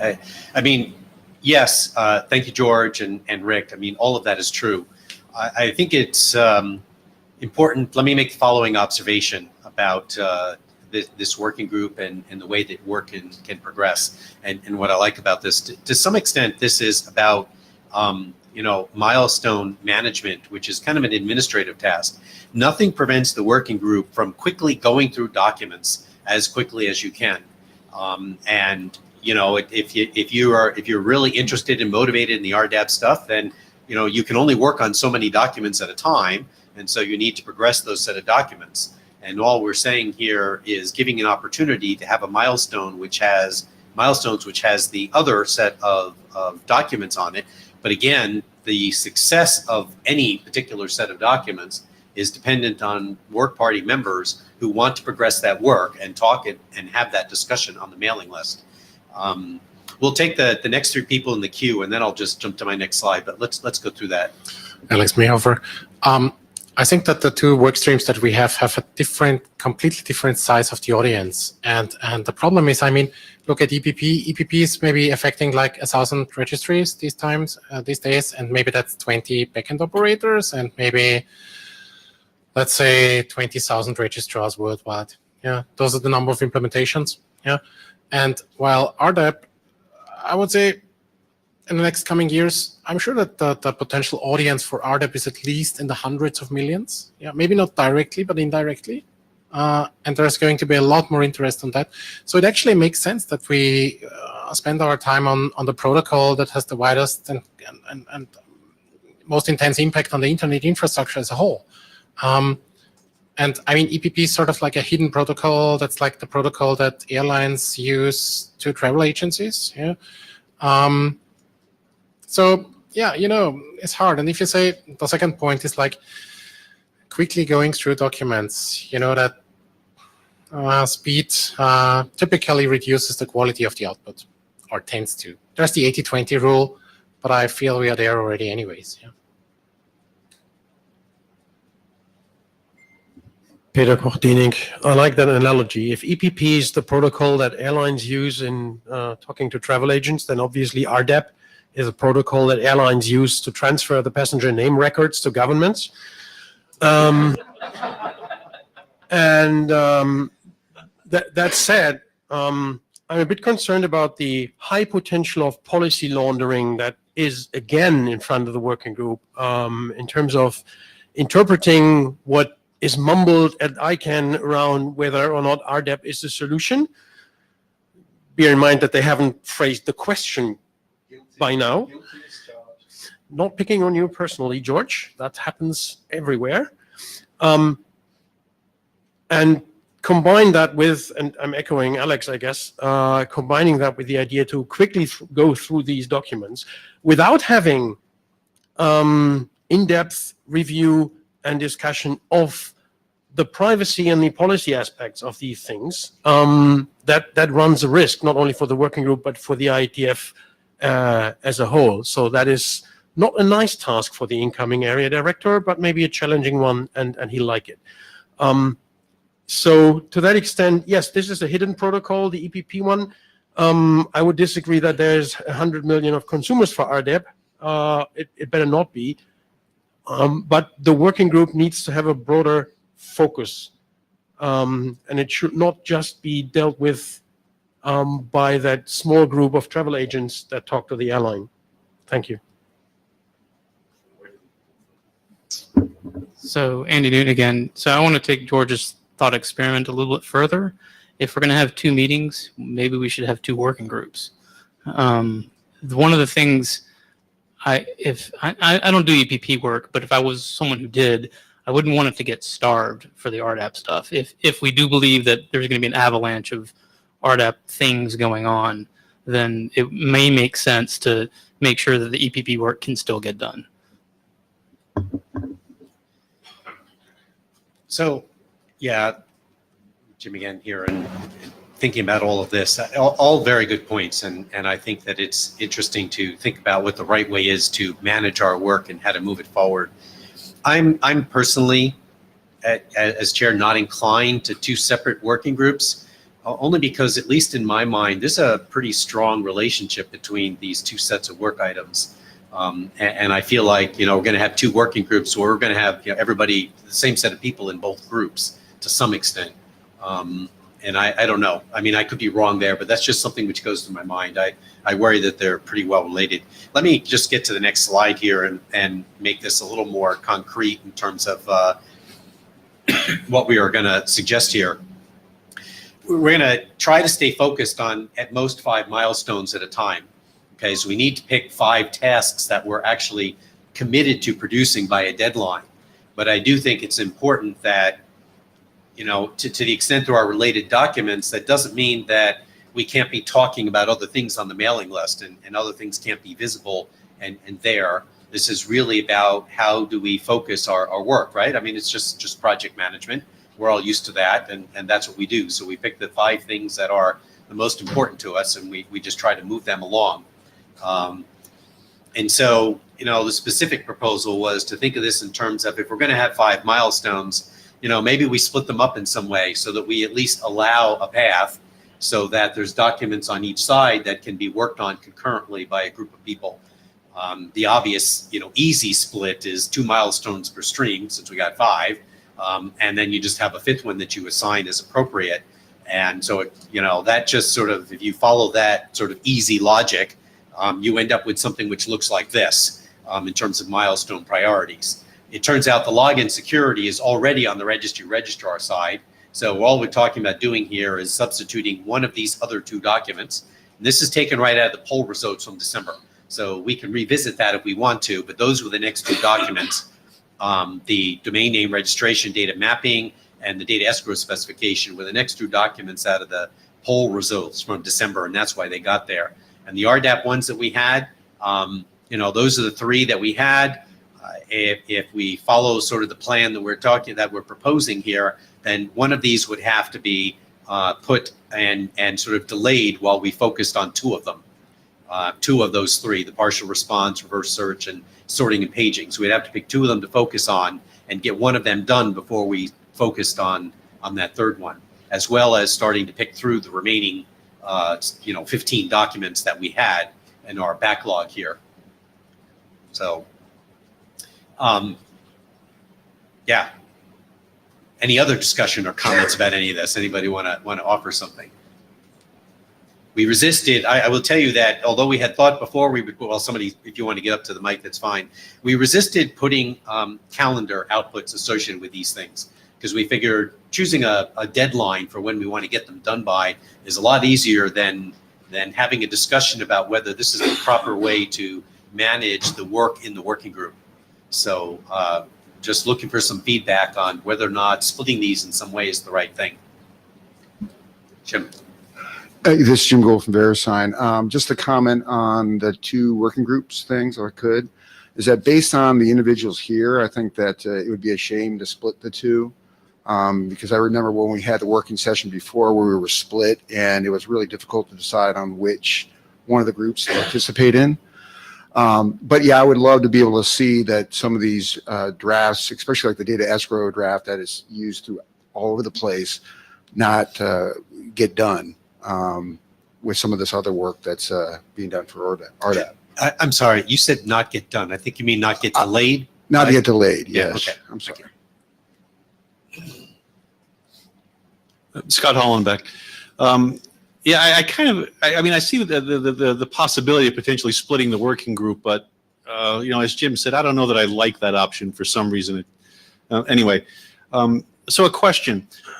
Would there be a possibility of expanding beyond the 5 milestones?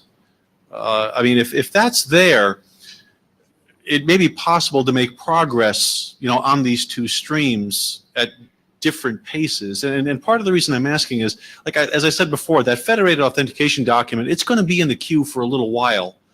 And not that it's going to be there because of a lack of work. I think in some ways there are going to be some unanswered questions. And so, the editor and the working group either have to admit that we're not going to be able to get it done until we have answers to certain questions, or we have to come up with a mechanism that allows the answers to those questions to be accommodated at a later date.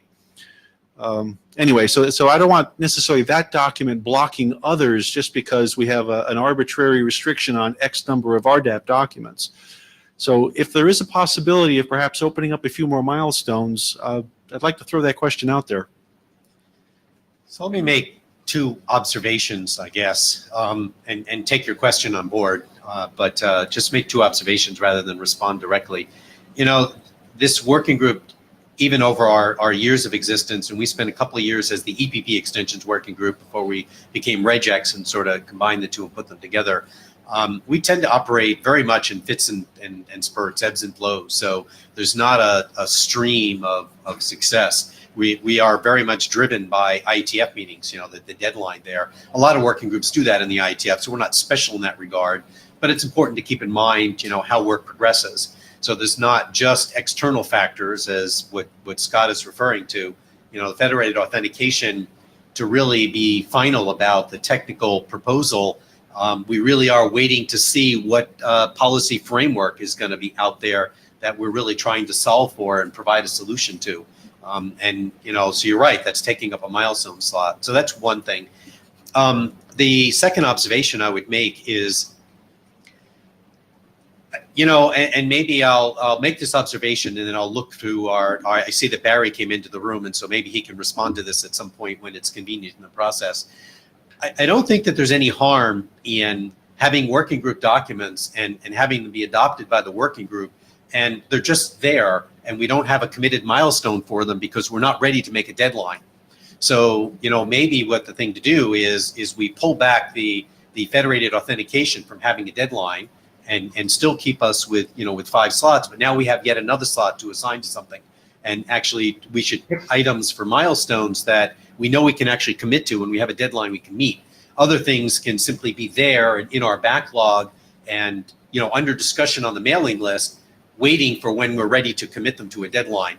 And we can sort of evaluate that as we go along in all of this space. Maybe that's the right way to do it.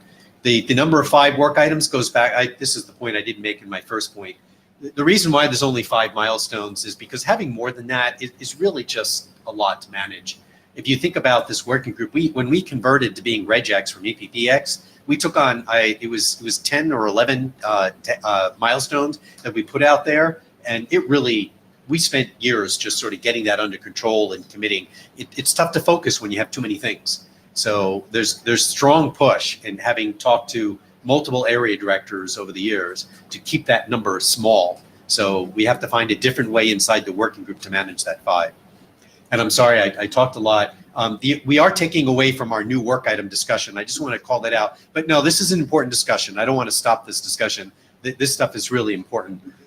So I just want to say, I agree with what Scott said. And it kind of seems like we're starting out with RDAP already constrained, right?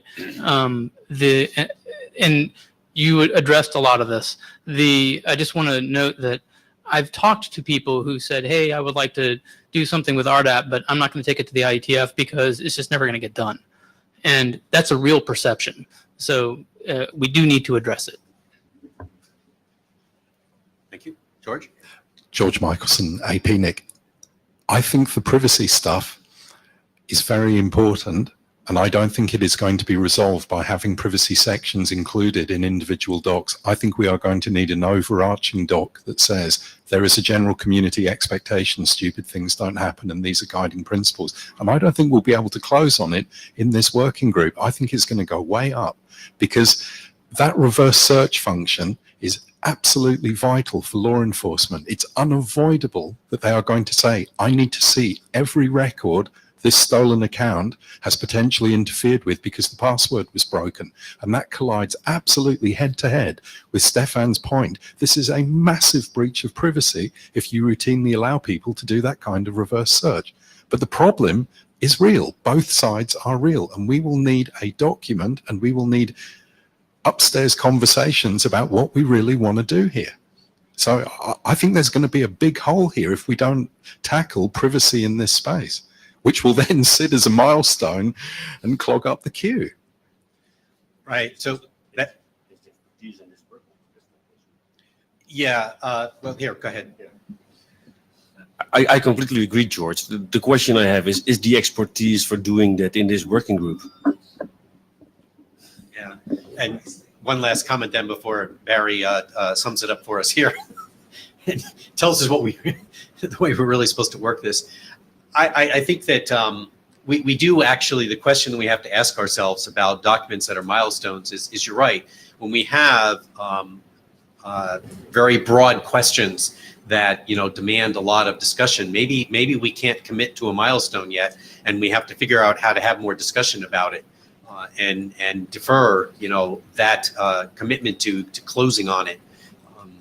You know, that's one way to interpret that question about privacy. Maybe it can't be a document that's on our milestone list yet because there are too many open questions at the moment about what we need to get to. So thank you. Over to Barry, please. This is Barry. So there are a few points here regarding to what Scott said. Well, first, overall, I think it would be a shame to resplit the working group. I will not object to that if that's what the working group decides is the right thing. But I think these guys up front are capable of managing the working group as it is. And we can adjust how that works. They can adjust how that works. I can negotiate with you guys about how many milestones are appropriate. The reason there were limits put on it was to avoid having it open-ended. But there's no magic about 5, and we can decide what the right answer is. You kind of have 3 things. You have a docket, right? Documents that are on this big list of things you're going to be working on at some point. And then you have the ones that you're actively discussing. And then you have the ones that you've committed to a date when you're going to get them done. And, you know, that shifting things around in those other 2 categories can help you work this out. To what George said, I think if that document is really that important to get done, then I think it should be, a milestone should be put on it at some point of we're going to get this done by this time, and we're going to aggressively work on it and get it out of the queue so it doesn't block other documents. The reality is that any working group only has a limited capacity. And I think if we split this working group, you're going to get 2 separate working groups that have less capacity. So I don't think that's going to help the situation. And I think that's all I had to say about it. That let's discuss, the chairs and I, how many milestones you need and how we want to gate things. Yeah, and so thank you for that, Barry. And we can bring this to the mailing list and figure out if we need a different number because we have different documents. I mean, frankly, at one level, since this then becomes a natural set based on the poll that we had before, we can just tell ourselves, well, heck, 7's the right number. We add 2 more, then we get exactly what we had before, and we give fairness to the registry and registrar options and let them continue to work on things. And that might be the answer. But, you know, people can take some time to think about that. Please say something on the mailing list, or if you want to come talk to us separately and privately, you know, please do. We really are trying to figure out what the best way is to move work forward. And there are competing priorities, I guess, is what it comes down to. This is all just project management in standards development, I suppose. Yeah, so we are well over time here. In theory, we have 35 minutes of presentations allotted, and we're clearly not going to be, we only have 20 minutes left, so we're clearly 15 minutes under time here. But let's move to our new work. Oh yeah, well, I had a blank slide there for draft milestones for that discussion. Only to repeat the comment about not really putting a calendar on things. But okay, so new work. We have 4 items here for new work. And so these are just options for potential documents that we might want to adopt. So this is basically adding to the 21 documents that we had and, you know, maybe having a bigger backlog. But each of these folks, maybe if Tom Harrison is in here somewhere, you want to come up and maybe we can speed this up. This is more of a introduction to some topics, and maybe since we really need to focus on what we know we want to do, unless you have an interest in wanting to move one of these things to on our priority list instead of just onto our backlog, we can save most of the discussion for the mailing list. So go ahead, Tom. Cool, thanks. This will only take 5 minutes. Okay, so RDAP mirroring is a protocol for retrieving all of the data from an RDAP server and for keeping that data up to date over time. There are 3 use cases for this work. The first one is when the overhead for querying the remote server is too high. The second one is when the client wants to do some sort of whole data set analysis. And the third one is when the client wants to republish the server's data in its own right. This third one is the important one for APNIC at the moment. We have national IP registries in our region that send us WHOIS data, but they only send us English language WHOIS data because of limitations in our WHOIS server. If we can switch to using RDAP, then they can send us English and local language. We can serve that from our server, and that makes it more useful for clients in our region. The protocol defines 3 file formats. The first one is the update notification file. This is the entry point for a client, and it in turn contains links to a snapshot and a series of Delta files. The snapshot contains all of the data from the server as at the time of generation, and the deltas contain the changes that have happened since the snapshot was generated. So walking through this from the client's perspective, the client fetches the update notification file. You can see here that there's just a snapshot, so the client fetches the snapshot, takes the objects out of it, sets its local state up accordingly. Later on, something else causes some updates to happen to the server, and the server generates a Delta file. So when the client comes back, it sees that Delta file, fetches it, and updates its local state. The way the client keeps track of where it's up to is by using the serial number. So when it initialized, it got a serial number of 1, and when it comes back, it's looking for everything from 2 onwards. So, yep. Some miscellaneous stuff. It's possible to define a default set of response attributes, and that saves having to repeat common stuff like terms and conditions in each object. Other RDAP objects can be referred to by an identifier. So that's along similar lines. It's about saving repeating data in the objects.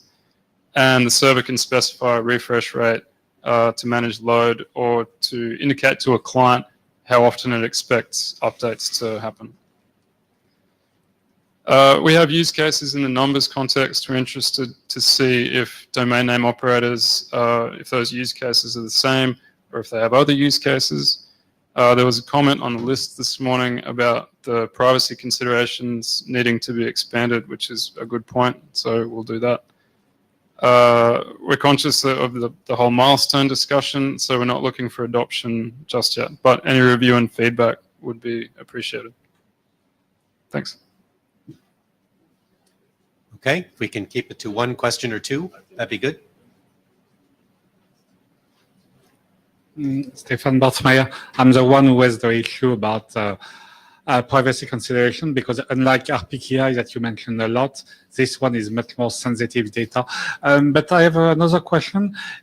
Is there someone who expressed some interest about this idea? Because I'm not convinced by the use case, and in my case, for domain name registry, I'm certain that our legal department would refuse flat out to export the RDAP, complete bulk RDAP data to outside. So are there people who are ready to export the entire database? Well, we have national registries who already give us their data in WHOIS format. So if we can get that form, so that's pretty much it. Yeah, like that's the immediate use case. We also do some export stuff to clients who are willing to sign an acceptable use policy agreement. So we could also use that in that case as well. George Michelson. It is not actually necessarily strictly true that what is exported is one-to-one the same as what is in the prime service. So in our current WHOIS mirroring, we explicitly exclude certain fields in order to protect information. We don't, for instance, pass crypt strings. So the mechanism is about keeping in sync with a record as a logical entity. It doesn't say is exactly the same as what is held. That's one part. The second part is that mechanisms like this are necessary if you have a contractual obligation for escrow. So you could imagine a GTLD having an RDAP requirement and then also having to supply escrow data to some location under contract. This is a mechanism that would permit that. It's not intended that a client is using this for query and republish, but it is the mechanism to guarantee public data is available elsewhere. Okay. Okay, but if you export not exactly the same data, then there is a technical point. You need to have some way to flag the data as missing or redacted or modified, which is missing in the current draft. Yeah, sure. Okay, Rick, last comment. Rick Wilhelm Verisign. GTLD escrow is covered by different mechanisms, as Jim Galvin certainly knows, than something that you'd use for RDAP. So from a GTLD use case, I'm having a hard time seeing it. I understand what you're saying about the use case that you have in here, though. Good, thanks. Okay. We'll move on to Mark's presentation, and I apologize, Mark. I only just realized we didn't get your slide up there. But if you can talk to it, and we'll get it loaded up and see where we are. It's me to apologize because I didn't plan to have any slides, but while I was preparing the talk, I was actually doing, kind of slides. So I sent the slides to the chair, not a long time ago. Okay. So this draft was discussed as a kind of requirement within the ICANN RDAP pilot working group. The issue here is that domain thin registries do not have registrant data, and the registrars have. So RDAP query to a thin registry would have to provide a link in a sensor to a registrar RDAP server.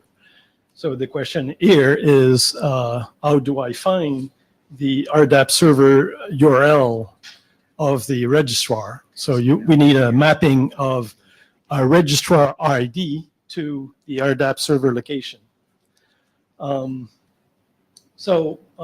Since we already have an IANA registry for Bootstrap for the registries top-level domain, then the idea was to have an IANA registry for the mapping of registrar ID to their RDAP server locations. So one of the question is, what is the registrar ID? So I can, using IANA as a registry, which is not governed by IETF policies, which actually allocates a registrar ID, so a number, to any accredited ICANN registrar. So the question here is, we could use that number as the entry for example, the RDAP, the JSON file that says registrar ID, here's the RDAP server location URL. Then the question is, do we have additional registrars that do not fit into this list? So that use case would be either a thin CTLD registrar running RDAP for that thin CCTLD and not selling any GTLD. So that was actually one question I sent to the RDAP, ICANN RDAP pilot working group, is this use case really exists? The other case could be, and I haven't dig into it and haven't talked to the RR, is there any use for this, for example, national or local internet registries? I don't know. Slides. Oh, thank you very much. So, if the answer is so I'm lazy. If we don't need that draft for that work, then we just get it out. So the question is, do we need additional registrar IDs, to allocate the registrar IDs in the case of these or other means? Then my proposal was to actually use the private enterprise number IANA registry, which essentially does just that. You could, within a day, get a number for your organization, and we can use that number for the registry we're talking about. The other thing is, then we would have like two number space, then we would have to add a prefix to identify the number space use. Next slide. The current proposal, I haven't put the JSON, and it's kind of a detail, but the current proposal is number space plus the registrar ID gives a list of RDAP server URL, and would be obviously in JSON as the other Bootstrap registries. Next slide. Comments received so far, Andy. So why not use object tag RDAP thing, RFC? Frankly, I haven't looked at yet. My recollection of this draft was to manage the ARIN, the different IR,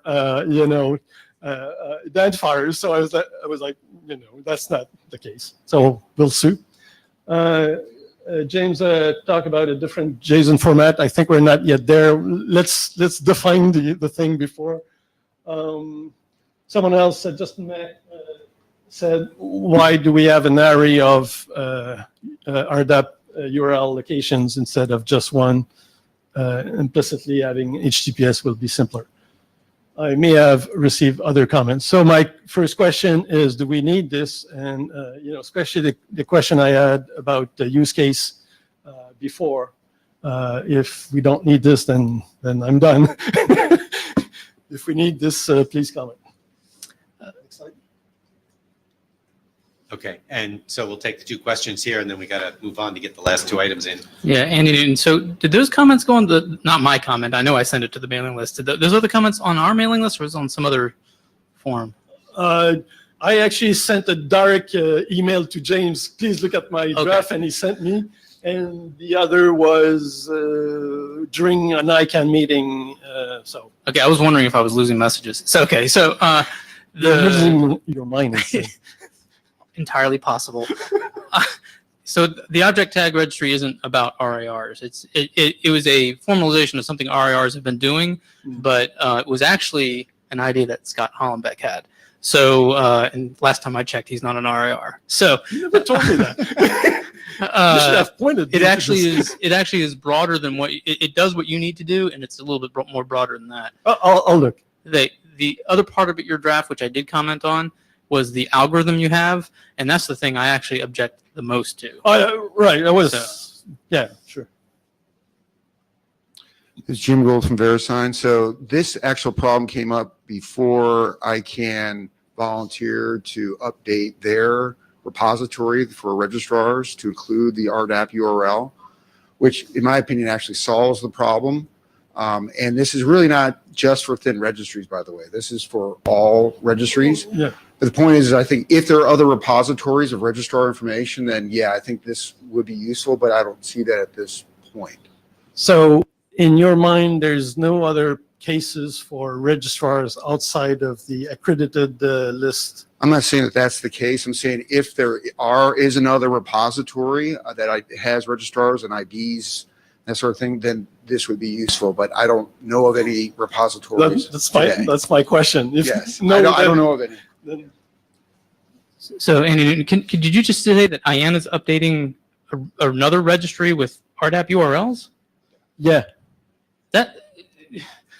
I really don't like that either, because as an RDAP implementer, I want to go to one place in the IANA space, which is clearly the RDAP area. So if they're putting RDAP URLs and then they've been instructed by us to do that, I think that's wrong.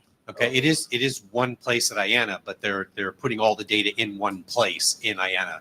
But there are separate bootstrap files there that are specifically what RDAP clients are supposed to deal with. And if they're not there, that's a problem. Okay, so okay, we're out. But Yeah. to answer your question, this was a temporary solution until a draft officialize it. So if my draft is not the appropriate thing, then we can look at another way. Well, maybe your draft should say, if you want to do this, here's the object tag. Right. Okay. That's all right. Don't go too far, Andy, because you're going to be up next to talk. We have two more comments. Gavin, please go ahead. Okay. And we also have a remote comment. Gavin Brown from Central Lake. So this registry isn't designed to be consumed by clients. It's designed to be consumed by servers, which is why it feels a bit weird. Because as a server operator, I need to know the URL of my registrar in order to construct a referral link. And the problem we have is that we're in the process of bootstrapping the whole system now, and every registrar has to tell every registry what its base URL is, and that if you multiply a number of registrars by number of registries, you end up with millions of emails going backwards and forwards. So the need was, well, let's how can we simplify this? IANA maintains a list of ICANN accredited registrar IDs. It's IANA maintains it, but it's actually populated from ICANN. So ICANN is saying, well, we'll add that as a parameter to that registry, and then registrars have a means of putting that into the registry, and it will then appear on the IANA registry for registries to consume. An RDAP client doesn't need this and will never consume this. But the idea, the purpose for this is constructing that link in the response from the RDAP server, the GTL, the RDAP server. All right, I want to move to the remote participant here. Judy, go ahead. Jody. You mean? Oh, Jody. I'm sorry, I need glasses. Wow. So I was just going to answer a question from Mark about registrars that sell CCTLDs but are not IANA accredited. There are hundreds of examples of those. Yeah, basically, what they do is they are accredited by the CCTLD, but they resell the GTLDs through another ICANN accredited registrar. That's all I wanted to say. Thanks. And they are going to run RDAP servers. Hopefully. Thanks. Okay. So Andy and Alex, you want to come up and sorry guys, give your 2 minutes to your last two work items. Yeah, here I want to try to save you a little bit of time. There's been discussion about the J-card issues. This isn't necessarily my discussion. That's why there are no slides on this. And I'm going to send the notes I have, because I've been talking to various people, to the mailing list so we can have a discussion there. I think what I would like to get out of this is how many people actually think we need to do something about J-card, if you don't mind me asking the room. So raise your hand or hum or do whatever. Only 3 people? 4 people? No, there's I see 5 hands, 6, 7, 8. I see 8 hands, 9. Some people are reluctantly raising their hands. Okay, so I'll let you take that as input as to whether we should progress this discussion. But I'm going to send my notes to the mailing list. Okay, that'd be good. I appreciate it. And Alex is going to talk about some other background discussions about registry and security log. Okay, thanks for the 10 minutes. I think I need just like 30 seconds. So I floated the idea that we should look at whether we can do anything around the standardization of, depending on the registry, it's called security log, registry log, whatever, additional mechanism that prevent like modification of the delegation data of a domain name. And the most important information comes now. Yeah, we're going to have a side meeting on Wednesday at 2 p.m. in Room Paris. So the bad news is Room Paris has seats for 15 people. So, well, I mean, we have like 50 people now in the room, but if, well, let's do it. Can I give a quick show of hands who is planning to attend? Okay, it's definitely 1, 2, 3, 4, 5, 6, 7. Well, it's about 15 people now. So it's Wednesday at 2 p.m. in Room Paris. It's on the side meeting wiki, and I don't know. That's the point. No, you can't remote attendance on the sign-up rooms. But I promised to do a summary after the meeting, and I'm also not sure it fits entirely into regex anyways, because there's like a ton of policy stuff and what level of security do we want and yada yada. So, but last point, I'm using more time than I thought I would. If you have something in your registry system that looks like security log or registry log, it would really be nice if you could like prepare to speak about it in 2 minutes, what it is. Yeah, so I plan to do it to the table. What are you doing? What's your level of security? And after that, I'm going to write the summary and see where we can go from there. So that's my plan. Yeah. Thanks. Sounds good. Thank you. So that brings us to the end of the formed agenda. There's any other business item up there. And I put the slide up. That came up. I'll give Scott a moment here just to explain the slide. Sure. Thank you. Scott Hollenbeck. As the slide says, we are doing another registration operations workshop in Bangkok on 9 May. If you're not familiar with what this series is, we really do like to focus on the work part here of workshop. This is not intended to be presentations where you're just kind of sitting there getting read to. We're looking for proposals for people who have topics that need some real discussion. And if you are, for example, a GTLD registry or registrar, you are, or at least you should be, in the midst of implementing RDAP right now. If you find things in the specs you don't like, guess what? You are a good candidate for submitting a proposal for a discussion or a panel. All right, so please, if you know you're going to be in Bangkok for one of those other events, you've got some good things to think about. We do have a call for proposals out. I would encourage you to get that in ASAP. I know the people who are coordinating this, and I can tell you right now, we do have room for more presentations. I'm sorry, discussion slots. Thank you. May 9th actually fits precisely. It's the afternoon of the GDD Industry Summit. It's the last day of that, the afternoon. That's where this is. And then the DNS Symposium is the next day. So that's where May 9th fits in that overall co-located with. Last chance for any other business. Anybody? I'm not seeing any hands go up. No one is standing. Thank you very much, everyone. Appreciate your being here. And so we're adjourned. Oh, blue sheets, of course. If anyone wants to get the blue sheets, they're up here. Make sure your name's on it.